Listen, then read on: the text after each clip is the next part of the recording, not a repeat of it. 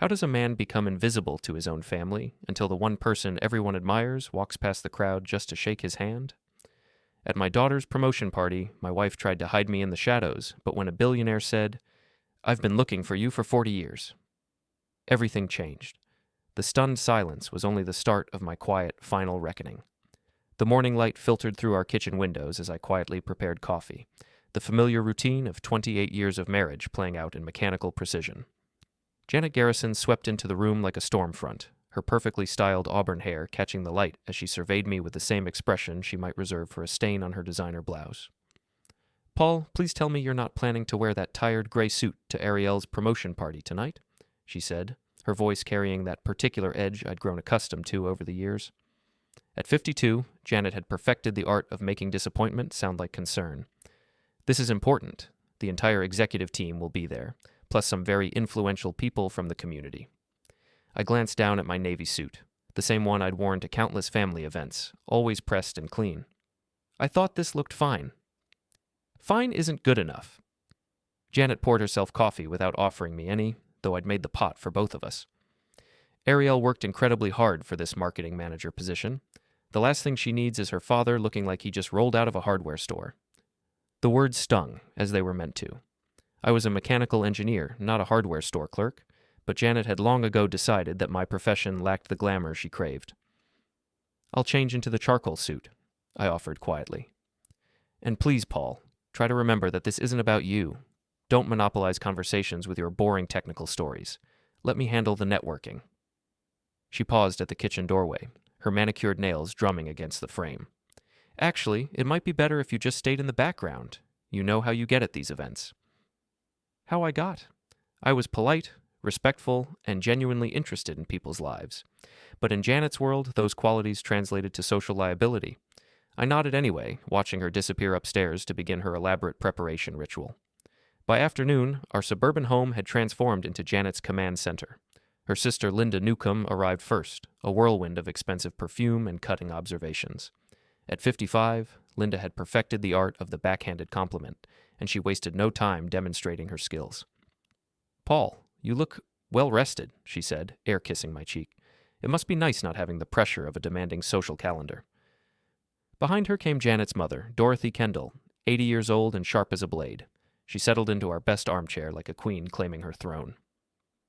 "I do hope Paul won't embarrass us tonight," she announced to the room at large. "Remember what happened at the Hendersons' anniversary party?" I remembered. I'd spent 20 minutes talking with their teenage grandson about robotics, encouraging his interest in engineering. The boy had been fascinated, asking thoughtful questions about automation and design, but Janet had later berated me for boring a child with technical nonsense, instead of mingling with the adults who actually mattered. "That won't be a problem," Janet called from upstairs, her voice carrying clearly through the house. "I've already explained to Paul how important tonight is for Ariel's career." When our daughter arrived to get ready at our house, I felt the familiar mixture of pride and distance that had characterized our relationship for years. Ariel Garrison, at 26, was undeniably accomplished. She'd earned her promotion through genuine talent and dedication, and I was genuinely proud of her success. But somewhere along the way, she'd absorbed her mother's subtle dismissal of my importance in their lives. "Hi, Dad," she said, giving me a quick hug that felt more obligatory than affectionate. "Mom says you're coming tonight?" The question stung. Of course I was coming. It was my daughter's promotion party. But the way she asked suggested she'd expected otherwise, as if my presence was optional rather than automatic. "I wouldn't miss it," I replied, meaning every word. Ariel smiled. A real smile this time. "Good. I know you're proud of me, even if you don't always say much." The comment revealed more than she probably intended. When had my family decided that my quiet nature meant I didn't care? I cared deeply, but I'd learned over the years that my expressions of pride and interest were often dismissed or redirected by Janet, who preferred to be the family spokesperson for all emotional matters. The promotion party was held at the elegant event hall connected to Ariel's company headquarters. The space buzzed with conversation as marketing executives, company leaders, and various community figures mingled over wine and hors d'oeuvres. I recognized several faces from previous company events, though few bothered to acknowledge me beyond polite nods. Janet immediately launched into her networking mode, gliding from group to group with practiced ease. She introduced herself as Ariel's mother to people who didn't know her, and as Janet Garrison, event planning specialist, to those who might prove professionally useful. When my name came up at all, it was as an afterthought. And this is my husband, Paul? I found myself gravitating toward the quieter corners of the room where I could observe without interfering with Janet's social strategy. Near the appetizer table, I encountered Rena Price, one of Ariel's junior colleagues. She was a thoughtful young woman in her late 20s who'd always been kind during our brief previous interactions. "Mr. Garrison, it's so wonderful that you're here," Rena said warmly. "Ariel must be thrilled to have her family's support." "She's worked incredibly hard for this promotion," I replied. "I'm very proud of her." Rena's smile faltered slightly as she glanced across the room toward Janet, who was holding court near the bar. "Your wife certainly knows how to work a room." There was something in her tone, not quite criticism, but a careful neutrality that suggested she'd observed more than she was willing to say directly. I followed her gaze and saw Janet gesturing animatedly to a small crowd, no doubt regaling them with stories that positioned her as the driving force behind our family's successes. As the evening progressed, I noticed the familiar pattern emerging. Janet would occasionally glance in my direction, sometimes with irritation if she thought I was standing too prominently, other times with dismissive amusement if she caught me in conversation with someone she deemed unimportant. I'd learned to read these signals over the years, adjusting my position and behavior to avoid her later criticism. The breaking point came during Ariel's brief thank you speech. She stood near the front of the room, thanking her colleagues and supervisors for their support and mentorship. I moved slightly forward, wanting to hear every word, proud of her poise and professionalism. That's when Janet's voice cut through the room like a whip crack. "Paul!" she called out, loud enough for half the party to hear. "Stand way over in the back. Don't embarrass our daughter." The words hit me like a physical blow. Conversations around us faltered as heads turned in our direction. I felt the heat of embarrassment flood my face, not for myself, but for the spectacle Janet had created. Ariel's speech continued, but I saw her glance toward us with a look of uncomfortable confusion. I moved toward the back wall as instructed, my footsteps seeming unnaturally loud in the sudden quiet that had fallen over our section of the room. Rena Price caught my eye as I passed, her expression filled with sympathy and something that looked like anger on my behalf.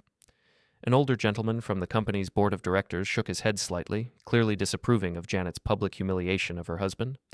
But Janet seemed oblivious to the negative reactions her outburst had generated.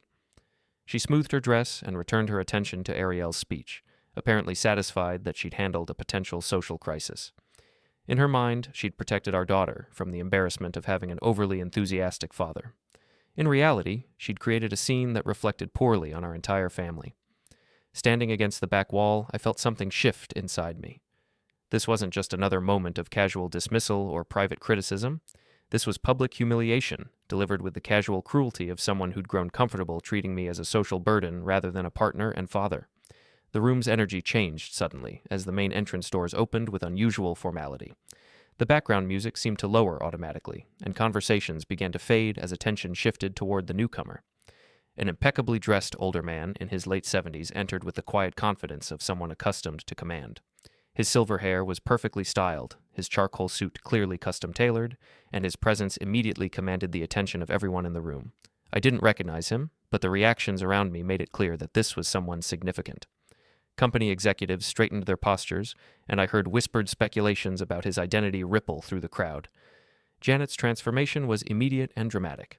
Her eyes lit up with the predatory gleam she reserved for high-value networking opportunities. She abandoned her current conversation mid-sentence and began moving toward the distinguished visitor with the determined stride of a heat-seeking missile. The man paused just inside the entrance, his eyes scanning the room with what seemed like purposeful intent.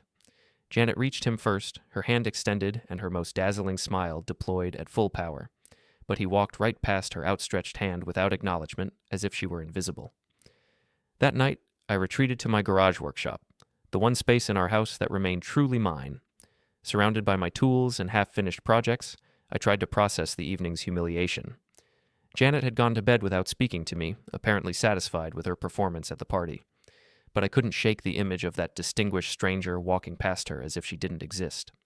I found myself pulling out boxes I hadn't opened in years, searching for something I couldn't quite name. In a dusty container marked Paul Childhood, I found my old Boy Scout materials, merit badge cards, a faded handbook, and a small wooden badge carved in the shape of an eagle. My fingers traced the rough edges of the carving, and suddenly I was 12 years old again, deep in the Pine Ridge Forest during what was supposed to be a routine weekend camping trip. The memory came flooding back with startling clarity. I'd been exploring a creek bed about half a mile from our main campsite when I heard someone calling for help. Following the voice, I'd found an elderly man sitting against a fallen log, his expensive clothes torn and dirty, his face pale with exhaustion and pain. He appeared to be in his 30s then, though stress and injury had aged him. His ankle was clearly twisted, possibly broken, and he'd been wandering in circles for what he said had been nearly 2 days. "Thank God," he'd whispered when he saw me. "I thought I wasn't going to make it out here." The man explained that he'd been hiking alone when 3 men had approached him on the trail. They'd demanded his wallet and watch, and when he'd complied, they'd taken his boots and jacket as well, leaving him stranded miles from the nearest road. He'd been trying to find his way back to civilization ever since, but his injured ankle and the maze of similar-looking forest paths had left him hopelessly lost. I'd given him water from my canteen and helped him back to our scout camp, where my troop leaders had immediately taken charge of the situation. The man had been profoundly grateful, gripping my hand with tears in his eyes as the camp medic examined his ankle. "You saved my life, son," he'd said. "I'll never forget this kindness." The next morning, he was gone. The adults had arranged for someone to drive him to the nearest hospital during the night, and I never saw him again. He'd left behind only a hastily scrawled note thanking the troop for their help, signed with a name I'd barely been able to read: E. Cranford. Over the years, the memory had faded to the status of a childhood adventure story. I'd mentioned it to Janet early in our marriage, but she'd dismissed it as boyish exaggeration. "You probably helped some lost hiker," she'd said with an indulgent smile. "But the way you tell it, you'd think you rescued some kind of celebrity." Now, sitting in my garage with that old Eagle badge in my hands, I wondered if perhaps I had. The next morning brought no acknowledgement from Janet about the previous evening's events. She moved through our kitchen routine with the brisk efficiency of someone who'd already moved on to more important matters. When I attempted to bring up the party, she cut me off with a wave of her hand. "Let's not rehash the evening, Paul. What's done is done. I just hope you learned something about appropriate behavior at professional events." The casual dismissal of my feelings was so typical that I almost let it pass without comment. Almost. "Janet, you humiliated me in front of our daughter and her colleagues. That wasn't about appropriate behavior. That was about respect." She paused in her coffee preparation, her back still turned to me. "Respect is earned, Paul, and it's earned by understanding social dynamics, not by pushing yourself into situations where you don't belong. I don't belong at my own daughter's promotion party. You belong there as a supportive background presence, not as the center of attention." She turned finally, her expression mixing patience with condescension. "This is exactly what I'm talking about. You make everything about yourself instead of understanding the bigger picture."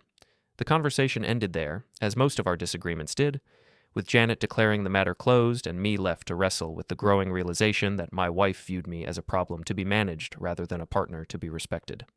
I decided to take a walk in Riverside Park, hoping the familiar paths might help clear my head. The park held special memories for me. It was where I'd taken Ariel as a child, teaching her to identify different types of trees and explaining how the old mill wheel worked. We'd spent countless Saturday mornings there when she was young, before Janet had decided that such activities were boring, and redirected Ariel's weekends toward more enriching experiences like dance classes and social events. I'd been walking for about 20 minutes when I heard someone call my name. Turning, I saw Ariel jogging toward me, her workout clothes suggesting she'd been running the park's exercise trail. "Dad? What are you doing here?" She slowed to a walk, pulling out her earbuds. "Just needed some fresh air. How was your first day as marketing manager?" Her face lit up with genuine enthusiasm. "It was incredible. I have my own office now, and I'm already working on a campaign for our biggest client. I can't believe it's really happening." For a moment, the distance between us seemed to shrink. This was my daughter, the little girl who'd once begged me to explain how bridges stayed up and why airplanes could fly. But then her phone buzzed, and her attention immediately shifted to the screen. "Sorry, Dad, it's Mom. She wants to know if I'm free for lunch tomorrow to meet some of her networking contacts." Ariel typed a quick response, then looked back at me with the polite smile that had replaced our old easy companionship. "I should probably get home and shower. Big day tomorrow." "Of course. I'm proud of you, Ariel. You've worked hard for this." "Thanks, Dad." She gave me a quick hug, but I could feel her eagerness to continue with her day. "See you at dinner?" "I'll be there." As I watched her jog away, I realized that somewhere along the line I'd become a peripheral figure in my daughter's life. Not through any fault of hers, but because Janet had gradually repositioned me as the less important parent. Ariel was kind to me, even affectionate in her way, but she'd learned to see me through her mother's lens. Well-meaning, but ultimately irrelevant to the things that really mattered. That afternoon, I met my oldest friend Victor Harper at the downtown cafe where we'd been meeting for coffee once a month for the past 15 years. Victor was a successful lawyer with his own practice, but more importantly, he was someone who'd known me since college, someone who remembered who I'd been before years of subtle diminishment had worn down my confidence. "You look like hell," Victor said without preamble as I sat down across from him. "Thanks for the honesty." "What happened? And don't tell me nothing. I've known you too long." I found myself telling him about the promotion party, about Janet's public humiliation, about the growing sense that I'd become invisible in my own family. Victor listened without interruption, his lawyer's training evident in the way he absorbed information without immediate judgment. "How long has this been going on?" he asked when I finished. "Years, but it's getting worse. Or maybe I'm just finally admitting how bad it's gotten." Victor was quiet for a long moment, stirring his coffee with deliberate precision. "Paul, I'm going to say something as your friend, not as a lawyer. You need to start documenting these incidents, not because I think you should immediately file for divorce, but because you need to have a clear record of what's happening. Sometimes we gaslight ourselves into thinking we're overreacting when we're actually underreacting." "Document what, exactly?" "Dates, times, witnesses, what was said, who heard it, the pattern of behavior." He leaned forward slightly. "And Paul, start writing down the good things, too. Your accomplishments, your contributions to the family, the times you've been there when it mattered. You've spent so long being told you don't matter that I think you've started to believe it." As I walked home from the cafe, Victor's words echoed in my mind. Had I really become so accustomed to disrespect that I'd stopped recognizing my own worth? The thought was disturbing, but it also sparked something I hadn't felt in years, a quiet determination to reclaim my sense of self. That evening, I returned to my garage workshop with a new purpose. In addition to the old scout materials, I began searching through other boxes, looking for evidence of the life I'd lived before it had been deemed unworthy of attention. I found commendations from my engineering firm, letters of thanks from community organizations I'd helped with pro bono technical work, and photos from the early years of my marriage when Janet had still looked at me with something resembling respect. At the bottom of one box, I found a manila envelope I didn't remember packing. Inside was a collection of old newspaper clippings, yellow with age. The headlines made my breath catch: "A local businessman missing in Pine Ridge Forest," "Search continues for Cranford Industries heir," and finally, "Cranford found safe after 3-day ordeal." The articles told a story that matched my childhood memory with startling accuracy. Elliot Cranford, age 34 at the time, had been hiking alone in Pine Ridge Forest when he'd been robbed and abandoned by 3 men who were later arrested and convicted. He'd been found after 3 days, suffering from dehydration and a broken ankle, and had credited the kindness of strangers with saving his life. The final article, dated 6 months later, announced that Cranford had made a full recovery and had donated a substantial sum to the local Boy Scout Council, in gratitude for the compassion and resourcefulness of young people who understand the importance of helping others in need. I stared at the clippings, my hands trembling slightly. Elliot Cranford, the name that had been barely legible on that childhood thank you note. According to these articles, he'd gone on to build Cranford Industries into a multinational corporation, becoming one of the most successful and reclusive businessmen in the country. And if these articles were accurate, I was the Boy Scout who'd found him in the forest 46 years ago. The following weekend, Janet orchestrated what she called a family celebration dinner at Riverside Manor, the most expensive restaurant in our area. The occasion was ostensibly to honor Ariel's promotion, but I recognized it as another opportunity for Janet to display her social connections and demonstrate her role as the family's cultural architect. The guest list included Linda, Dorothy, and several of Janet's networking contacts, people who'd never shown any previous interest in Ariel's career, but who apparently needed to witness our family's success. I was included, of course, but with the understanding that my role was to be quietly supportive while Janet managed all meaningful interactions. The evening began predictably enough, with Janet holding court at the head of our reserved table while I sat at the far end, relegated to conversations with Linda's husband, Frank, a man whose primary interests seemed to be golf scores and stock market fluctuations. But as the evening progressed, Janet's behavior became increasingly bold in its dismissiveness. "Paul's always been the practical one in our family," she announced to the table during the main course, her tone suggesting this was a polite way of describing a significant limitation. "He's wonderful with technical things, fixing the garbage disposal, understanding tax forms, but he's never really grasped the social aspects of success." The comment drew knowing nods from several guests, as if Janet had articulated something they'd all observed but been too polite to mention. I felt my face flush, but I remained silent, not wanting to create a scene at Ariel's celebration. "It must be nice to have such a reliable husband," offered Margaret Walsh, one of Janet's event planning clients. "Someone who handles all the boring details while you focus on the bigger picture." "Exactly," Janet replied with a laugh. "Paul takes care of the practical matters, and I handle everything that requires, well, finesse." The word hung in the air like an indictment. In Janet's lexicon, finesse encompassed everything that mattered: social relationships, cultural awareness, professional networking, and emotional intelligence. By implication, I possessed none of these qualities, making me useful only for mundane tasks that required no particular skill or insight. Ariel shifted uncomfortably in her seat, clearly recognizing the cruelty in her mother's words, but uncertain how to respond. For a moment, I thought she might defend me, but Janet smoothly redirected the conversation to Ariel's new responsibilities, and the moment passed. The final blow came during dessert, when Dorothy raised her wine glass in a toast. "To Ariel," she declared, who clearly inherited her mother's intelligence and social grace. "May she continue to rise above her circumstances." The phrase "rise above her circumstances" was clearly meant to reference me, the limitation from which Ariel would need to distance herself in order to achieve her full potential. The toast was received with enthusiastic agreement from Janet's friends, who seemed to view my daughter's success as evidence of Janet's superior parenting, despite my negative influence. I excused myself to the restroom, needing a moment away from the table before I said something that would truly ruin Ariel's evening. Standing in front of the mirror, I barely recognized the man looking back at me. When had I become so diminished? When had I started accepting this treatment as normal? When I returned to the table, the conversation had moved on to Janet's upcoming projects and social commitments. Nobody acknowledged my absence or attempted to include me in the discussion. I was simply background furniture, present but irrelevant. The next Monday, I found myself driving past Janet's event planning office during my lunch break. Through the large front windows, I could see her animated conversation with two other women, her hands gesturing expressively as she held court in her professional domain. On impulse, I parked across the street and watched for a few minutes. Janet's office was her kingdom, the place where she was undeniably successful and respected.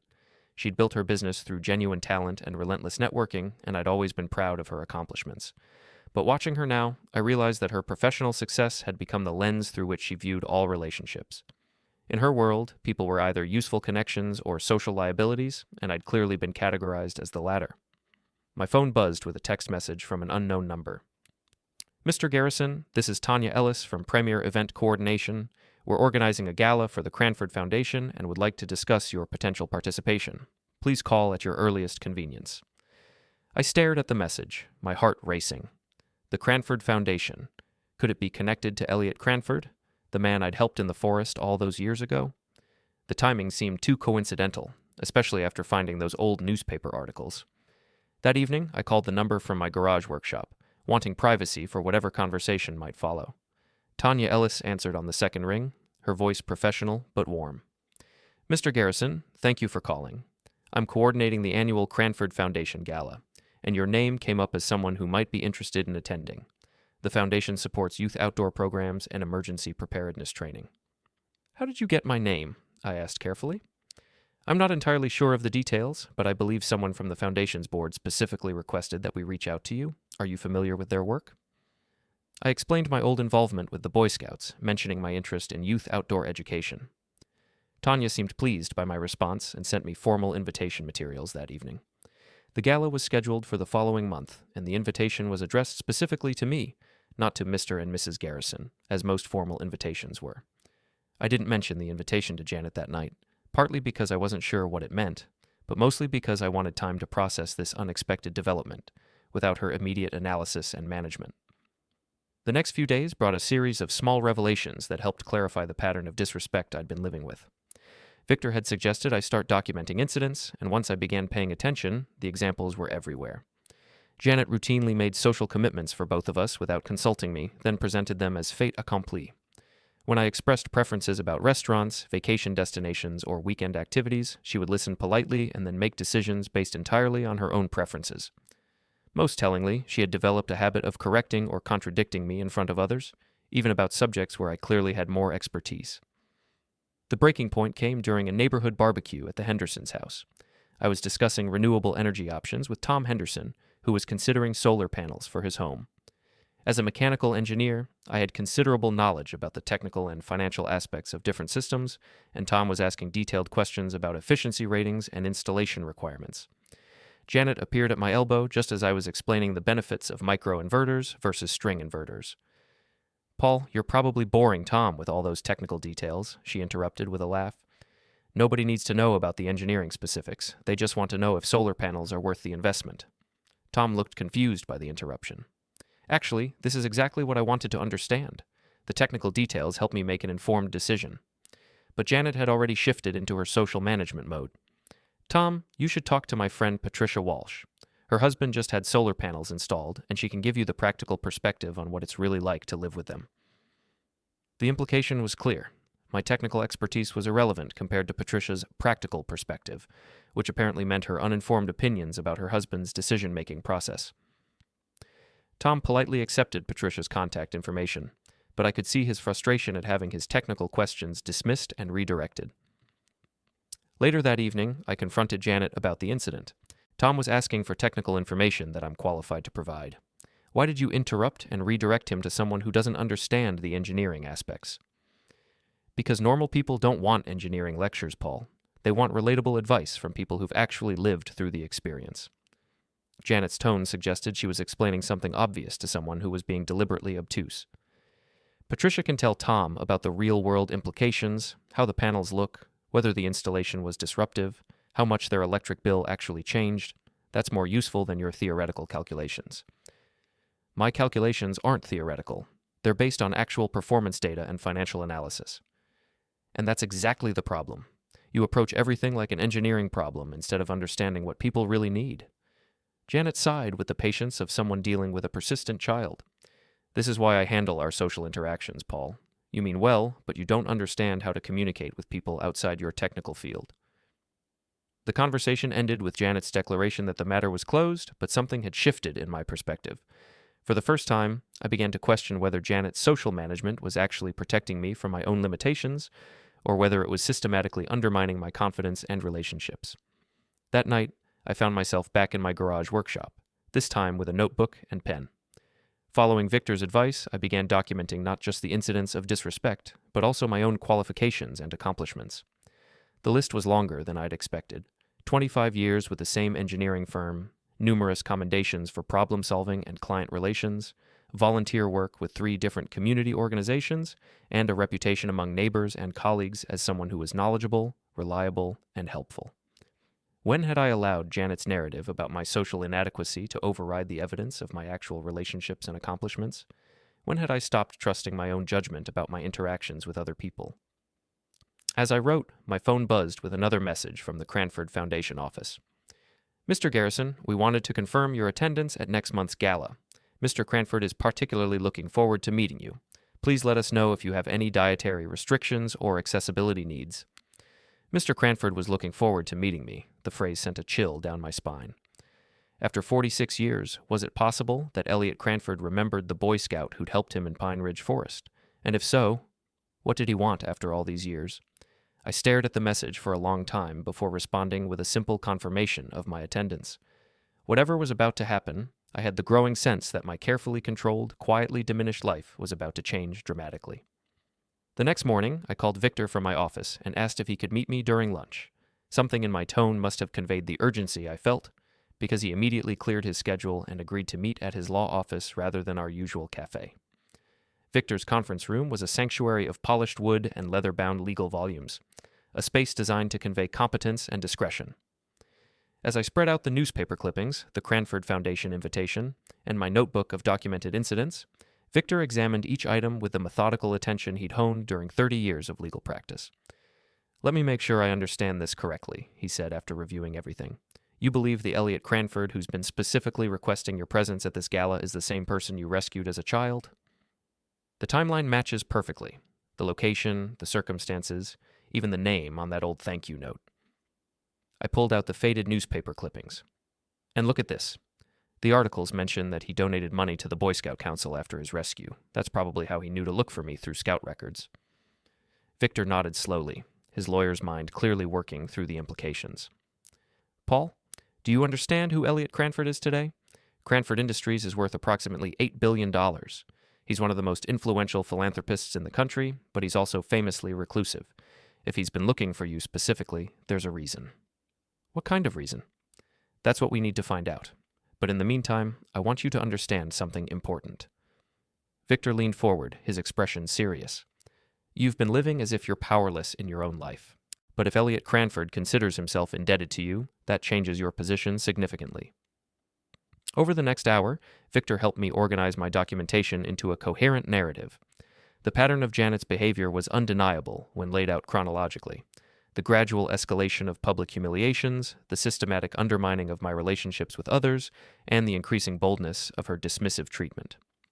The promotion party incident was particularly egregious, Victor noted, reviewing my account of that evening. Public humiliation in front of your daughter's colleagues and supervisors. That crosses a line from private marital problems into deliberate sabotage of your reputation and relationships. What should I do about it? For now, continue documenting. But Paul, I want you to start thinking about what you actually want from your life. Not what Janet wants, not what you think you should want, but what would make you genuinely happy and fulfilled. The question caught me off guard. It had been so long since anyone had asked what I wanted that I wasn't sure I knew the answer anymore. That afternoon, I decided to visit Ariel at her new office, something I'd never done before. The corporate building was impressive, all glass and steel, with a lobby designed to convey success and innovation. When I asked for Ariel Garrison at the reception desk, the security guard directed me to the 15th floor with the respectful efficiency reserved for visitors to executive offices. Ariel's surprise at seeing me was genuine, but not unwelcoming. Her new office was small but well-appointed, with windows overlooking the city center and walls that she'd already begun personalizing with awards and photos. "Dad, what are you doing here?" She stood up from her desk, smoothing her professional blazer. "I was in the neighborhood and thought I'd see your new office. I hope that's okay." "Of course it's okay. I'm just surprised. Mom usually handles the family visits to my work events." The comment stung because it was so casually delivered. Ariel genuinely didn't expect me to take initiative in our relationship because Janet had trained both of us to see her as the primary parent for anything beyond basic maintenance tasks. "I wanted to see where you're working and hear about your new responsibilities," I said, "if you have a few minutes." For the next 20 minutes, Ariel walked me through her office and explained her role in the marketing department. Her enthusiasm was infectious, and I found myself genuinely impressed by her strategic thinking and creative problem-solving. This was my daughter at her best, confident, articulate, and passionate about her work. "I'm really proud of what you've accomplished, Ariel," I said, as our impromptu tour concluded. "You've built something meaningful here." She smiled, and for a moment, I saw traces of the little girl who used to ask me endless questions about how things worked. "Thanks, Dad. That means a lot. I hope we can do this more often. I'd like to be more involved in your life, if you're open to that." Ariel's expression grew thoughtful. "I'd like that too.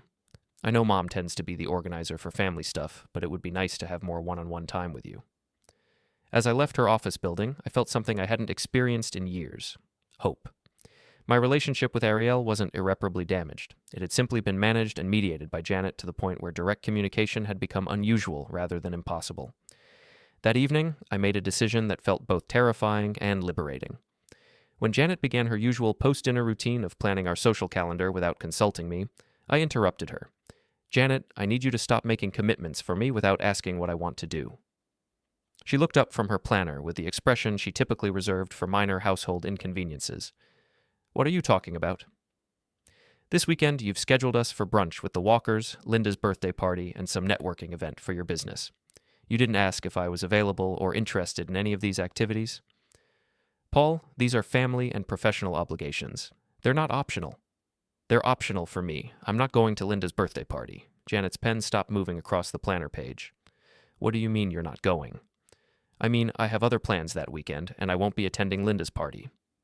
The silence that followed was charged with tension. Janet was clearly calculating how to respond to this unprecedented resistance to her social management. "What other plans?" she asked finally.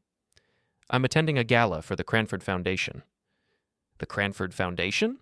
Janet's voice sharpened with interest. "How did you get invited to a Cranford Foundation event?" "I was specifically invited because of my background with youth outdoor programs." It wasn't exactly a lie, but it wasn't the complete truth either. I wasn't ready to explain the full situation to Janet, partly because I wasn't sure I understood it myself, but mostly because I wanted to maintain control over this one aspect of my life. Janet's demeanor shifted immediately from irritation to calculation. Paul, the Cranford Foundation is incredibly exclusive. If you've been invited to their gala, that's a significant networking opportunity. We should coordinate our approach to make sure we maximize the potential connections. I said I was invited, Janet. The invitation was addressed specifically to me. Well, obviously I'll be attending as your spouse. We'll need to research the guest list and prepare talking points for the most important contacts. You're not invited. The words hung in the air between us like a challenge. Janet's face went through a series of expressions: confusion, disbelief, and finally anger. What do you mean I'm not invited? The invitation was addressed to me personally. There was no mention of a spouse or guest. That's impossible. Formal events always include spouses. Apparently not this one. Janet stared at me for a long moment, clearly trying to process this unprecedented situation. In her experience, I didn't attend important social events without her guidance and management. The idea that I might have access to exclusive networking opportunities that didn't include her was fundamentally incompatible with her understanding of our relationship dynamics. Paul, you can't attend a Cranford Foundation gala alone. You don't understand the social protocols for that level of event. You'll embarrass yourself and damage any potential connections. I'll manage. This is ridiculous. I'm calling the foundation office tomorrow to clarify the invitation details. You're not calling anyone, Janet. This is my invitation, and I'll handle it myself. The conversation ended with Janet storming upstairs, clearly furious but uncertain how to regain control of the situation. For the first time in years, I'd established a boundary and maintained it, despite her pressure to surrender my autonomy. That night, I received another message from the Cranford Foundation office, this time with more specific details about the gala. The event was being held at Cranford's private estate, a location that wasn't open to the public under any circumstances. The guest list was limited to 50 people, all personally selected by Elliot Cranford himself. The message concluded with a note that made my hands tremble. Mr. Cranford asked me to tell you that he's been hoping to thank you properly for your kindness all those years ago. He's very much looking forward to finally meeting the young man who saved his life. There was no longer any doubt. Elliot Cranford remembered exactly who I was and what had happened in Pine Ridge Forest 46 years ago. Whatever was about to unfold at this gala, it was going to change everything. The week leading up to Ariel's second company celebration, a larger event to formally introduce her to the executive team and major clients, brought an unexpected shift in Janet's behavior toward me. The change was subtle but unmistakable. She began treating me with a careful courtesy that felt more unsettling than her usual dismissiveness. It started with small gestures. She made my coffee in the morning without being asked. She inquired about my day at work with what seemed like genuine interest. Most tellingly, she began including me in conversations about social plans rather than simply informing me of decisions she'd already made. Paul, I was thinking we might invite the Hendersons for dinner next weekend, she said over breakfast, her tone suggesting this was a collaborative discussion rather than an announcement. What do you think? The question caught me off guard. Janet hadn't asked for my opinion about social plans in years. That sounds fine, I replied carefully. Good. And I thought you might enjoy talking with Tom about those solar panels again. I know you two had an interesting conversation at their barbecue. The reference to our interrupted conversation was particularly jarring. Janet was not only acknowledging that I'd been providing useful information to Tom, but she was actively creating opportunities for me to continue that relationship. The reversal was so complete that I began to suspect she had an ulterior motive. My suspicion was confirmed that afternoon when I overheard her phone conversation with Linda. I'd come home early from work and was in the garage when Janet's voice carried through the open kitchen window. I'm telling you, Linda, something significant is happening with Paul's connection to the Cranford Foundation, she was saying.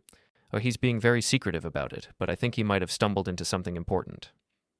What kind of connection? Linda's voice was faint but audible through the phone's speaker. I'm not sure yet, but the invitation was very exclusive, personal, and Paul is being completely different about it. More assertive, more confident. He's never kept social information from me before. Maybe it's not as important as you think? I mean, it's Paul we're talking about. That's what I thought initially, but now I'm wondering if we've been underestimating him. What if he's had connections or opportunities that we didn't know about? The conversation continued for several more minutes, with Janet speculating about my potential value as a networking asset and strategizing about how to regain access to information I was withholding. The clinical calculation in her voice was chilling, but it also provided perfect clarity about her sudden change in behavior. Janet wasn't treating me better because she'd realized her previous behavior was hurtful or inappropriate. She was treating me better because she suspected I might be useful to her social and professional ambitions. The moment she determined I had no value to offer, she would undoubtedly return to her previous patterns of dismissal and control. That evening, I called Victor from my garage workshop and arranged to meet him at his office the next morning. The conversation with Janet had crystallized something important. I was done being managed, manipulated, and marginalized in my own life. Victor's law office felt different this time, less like a refuge and more like a command center. When I explained Janet's sudden behavioral shift and the overheard phone conversation, Victor nodded grimly. "She's hedging her bets," he said. "Janet has spent years treating you as if you're socially and professionally worthless, but now she's worried she might have been wrong. So she's trying to reposition herself as your supportive partner instead of your social manager." "What should I do?" "The question is what you want to do, Paul. You have options now that you didn't have before." Victor opened a legal folder and spread several documents across his desk. "I've been preparing divorce paperwork based on our previous conversations. Nothing has been filed, and nothing will be filed unless you specifically request it. But if you decide you want to end this marriage, everything is ready." I stared at the papers, my heart racing. Divorce had been an abstract concept until this moment, something I'd considered in my darkest moments but never seriously pursued. Now it was real, tangible, and immediately available. "What would happen to Ariel?" I asked. "Ariel is 26 years old and financially independent. This would be between you and Janet." Victor's voice was gentle but firm.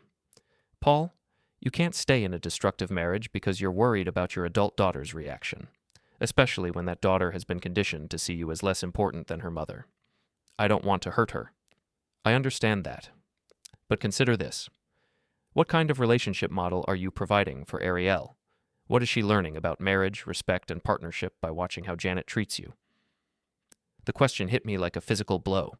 I'd been so focused on avoiding conflict that I'd never considered what my acceptance of disrespect was, teaching my daughter about relationships. Was I showing her that love meant tolerating cruelty? That marriage required one partner to diminish themselves for the other's comfort? "If I decide to proceed with this, when would it happen?" "Whenever you want. The papers are complete and ready to file. But Paul, I'd recommend waiting until after this Cranford Foundation gala.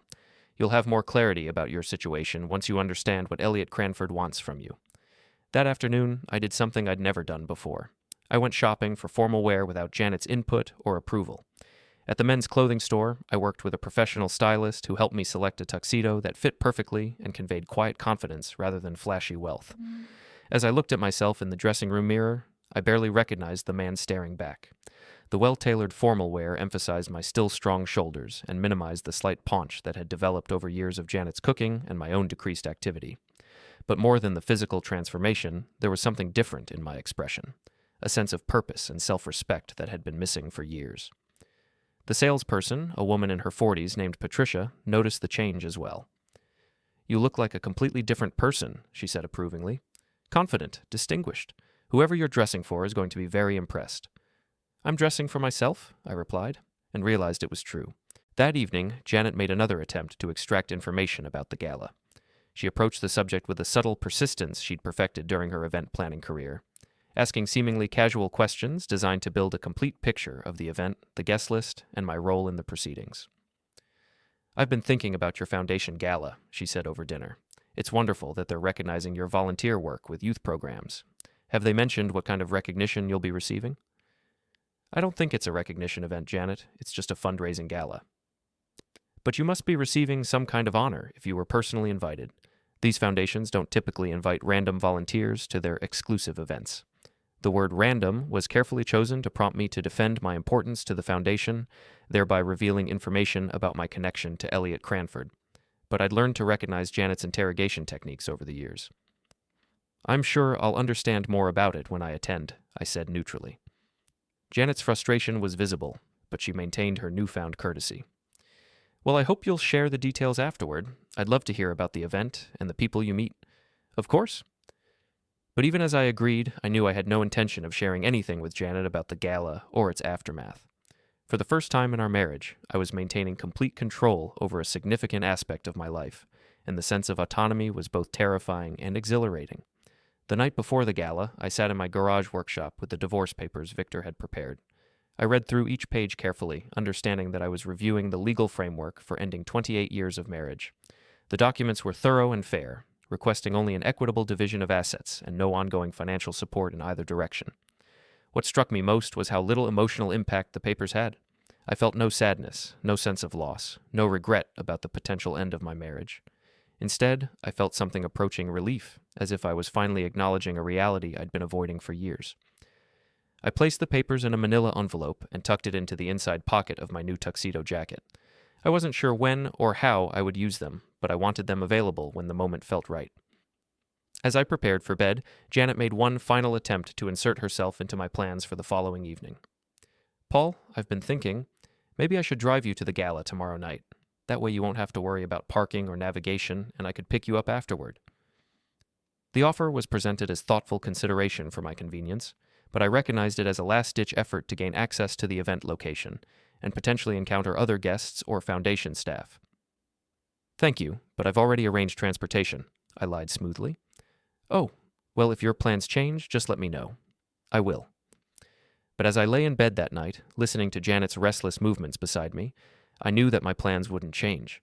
Tomorrow evening would mark the end of one chapter of my life and the beginning of something entirely different. Whatever Elliot Cranford wanted to discuss, whatever connection he felt to that long-ago rescue in Pine Ridge Forest, it was going to provide the catalyst for changes I'd been too afraid to make on my own. For the first time in years, I fell asleep feeling genuinely excited about the future. The second company celebration for Ariel was grander than her initial promotion party, held in the same elegant event hall, but with an expanded guest list that included major clients, community leaders, and several local business executives. Janet had spent the entire week preparing for the evening, treating it as the social opportunity she'd been waiting for since Ariel's career began to gain momentum. I arrived at the event wearing my new tuxedo, feeling more confident than I had in years. The formal wear fit perfectly, and I carried myself with the quiet assurance of someone who no longer felt the need to apologize for his presence. Several people commented on my appearance, noting that I looked distinguished and successful, words that hadn't been applied to me in Janet's presence for longer than I could remember. Janet had arrived separately, having spent the afternoon at a spa preparing for what she clearly viewed as a crucial networking opportunity. She moved through the room with practiced efficiency, introducing herself to influential guests and positioning herself as a key figure in Ariel's support system. When she encountered people who already knew our family, she presented a revised narrative of our relationship that emphasized our partnership and mutual support. "Paul and I make such a good team," I heard her tell Margaret Walsh near the bar.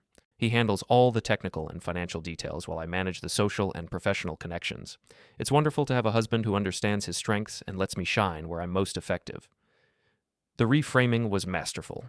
Janet had transformed years of dismissive treatment into evidence of our complementary partnership, suggesting that my previous background role had been a mutual decision based on our respective talents rather than her systematic marginalization of my contributions.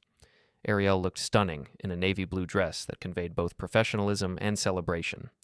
She moved through the crowd with growing confidence, clearly comfortable in her new role and genuinely excited about the opportunities ahead.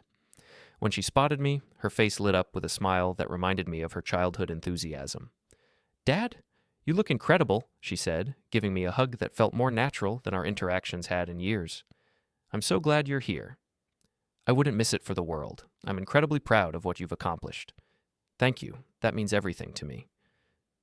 For a moment, we stood together in comfortable companionship, and I felt a glimpse of the relationship we might have maintained if Janet hadn't spent years managing and mediating our interactions.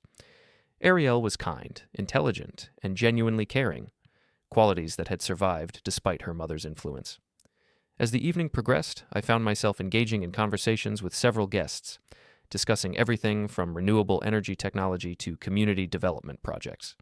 Without Janet's immediate presence to redirect or interrupt these discussions, I discovered that people were genuinely interested in my perspectives and expertise.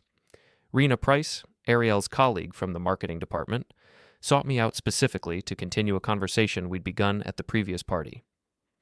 "Mr. Garrison, I've been thinking about what you said about sustainable building practices," she said. "My brother is an architect, and he's been struggling to convince clients to invest in long-term energy efficiency. Do you have any suggestions for how to present the financial benefits more effectively?" We spent 20 minutes discussing cost-benefit analyses, payback periods, and financing options for sustainable construction. Rena took notes on her phone and asked thoughtful questions that demonstrated genuine interest in the technical aspects of the topic. By the end of our conversation, she had concrete information she could share with her brother, and I felt the satisfaction of having provided genuinely useful expertise. "Thank you so much. Rena said as our conversation concluded. This is exactly the kind of practical information he needed. You should consider consulting in this area. There's clearly a market for your knowledge. The suggestion caught me off guard. It had been so long since anyone had suggested that my expertise might have commercial value that I'd stopped considering the possibility myself. But Rena's comment planted a seed of an idea that felt both exciting and terrifying.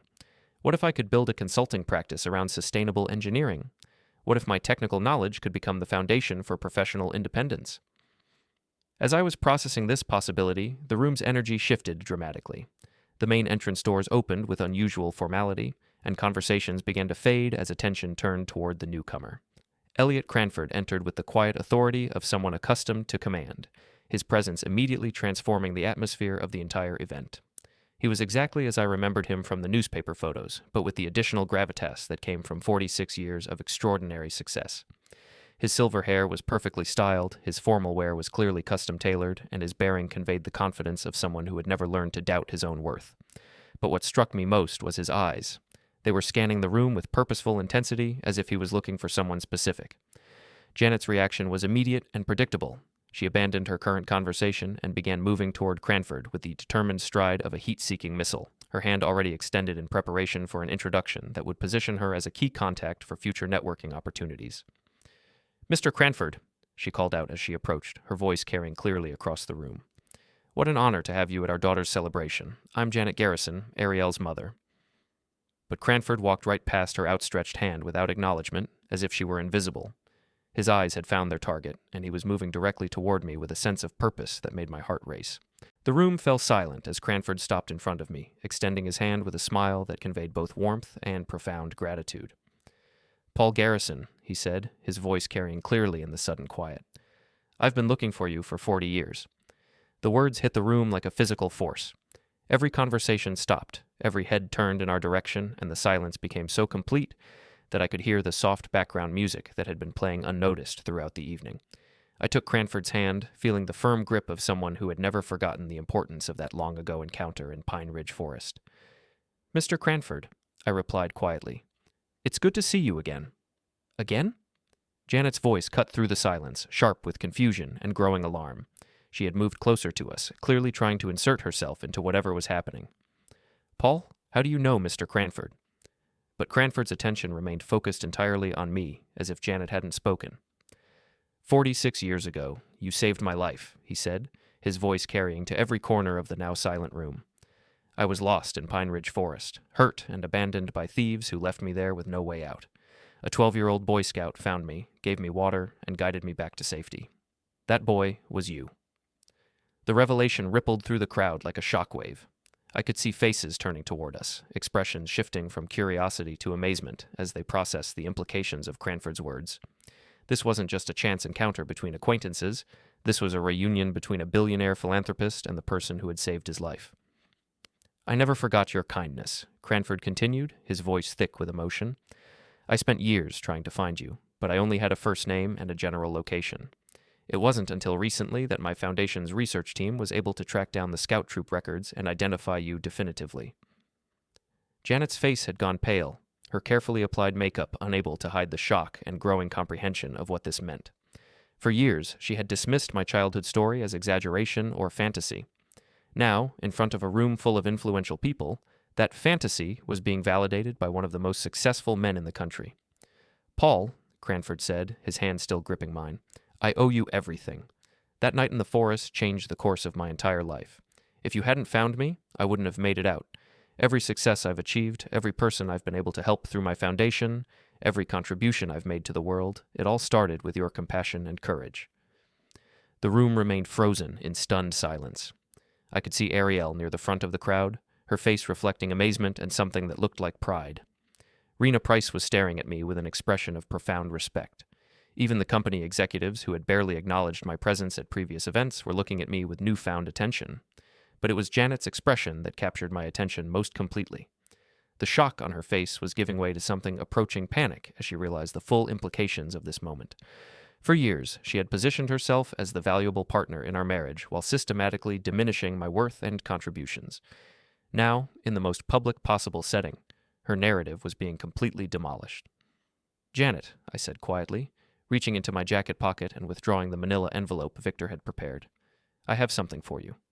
Her eyes fixed on the envelope with growing dread, as if she instinctively understood what it contained. "Paul, what is that?" "Divorce papers," I replied, my voice calm and clear enough for the entire room to hear.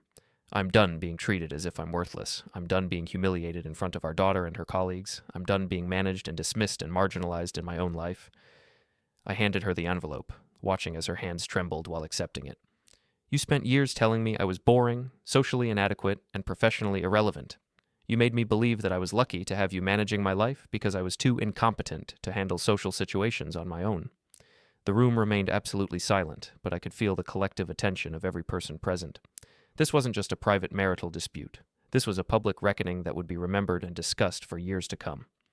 "But the truth is, Janet, that you never saw my value because you were too busy calculating everyone's usefulness to your own ambitions.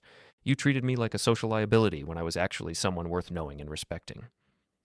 Janet's face had gone from pale to ashen, her carefully constructed public persona crumbling as she realized that her years of private cruelty were now being exposed to the very social network she'd worked so hard to cultivate. "Paul, please," she whispered, her voice barely audible. "Can we discuss this privately?" "No," I replied firmly. "You made our problems public when you humiliated me in front of these same people at Ariel's first promotion party. You made them public every time you dismissed my contributions, interrupted my conversations, or treated me like an embarrassment to be managed." I turned to Cranford, who had been watching this exchange with the quiet attention of someone who understood the significance of what was happening. "Mr. Cranford, I'm honored that you remembered our encounter after all these years. But I need you to know that the boy who helped you in that forest grew up to be a man who forgot his own worth. Tonight, I'm remembering." Cranford nodded with profound understanding. "Paul, that boy's compassion and courage are still evident in the man standing before me. I'd be honored to walk out of here with you, if you'd like." I looked around the room one final time, taking in the stunned faces of people who had witnessed Janet's years of casual cruelty and my quiet acceptance of that treatment. Ariel was staring at me with an expression I couldn't quite read. Shock, certainly, but also something that might have been respect. "Goodbye, Janet," I said quietly, then turned and walked toward the exit with Elliot Cranford at my side. Behind us, the room remained frozen in absolute silence, broken only by the sound of Janet's envelope hitting the floor as her trembling hands finally gave way.